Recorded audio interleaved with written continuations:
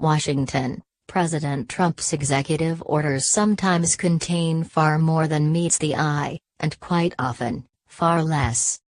After swearing in Jeff Sessions as his new Attorney General Thursday, Trump signed 3 executive orders that he said would usher in a new era of justice. But when the executive orders were released 2 hours later, they ushered in little more than 2 new task forces and a slew of reviews, studies and reports. A handful of Trump's 26 executive actions, especially on immigration, have had immediate and far-reaching impacts, and have generated a barrage of headlines and lawsuits. But most have been rather mundane, as Trump's policy ambitions have run headlong into laws that limit the president's power to make unilateral policy. The result are executive orders that don't do much of anything but set broad goals and ask for recommendations for further action.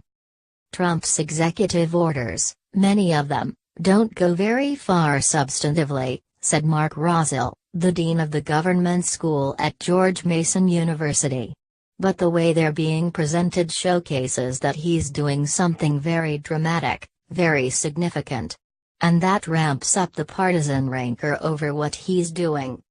The White House says the orders are a deliberate attempt to color inside the lines. I think the difference with what President Obama did was stretch the executive order to take actions that had largely been within the realm of Congress and to do things that didn't allow for prior input, White House Press Secretary Sean Spicer said Thursday. There is a big difference in the context in which those 2 administrations operated.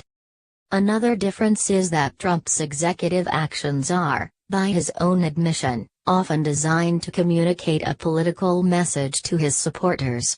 These executive actions continue to deliver on my campaign promises, Trump said Thursday before signing orders on crime reduction, drug cartels and protecting police officers. In Oval Office signing ceremonies, the president has often trumpeted his executive orders as, well, big. Trump said his order on rebuilding the military was a big statement. His directive ordering a travel ban was big stuff. An executive order on regulations was biggest such act that our country has ever seen.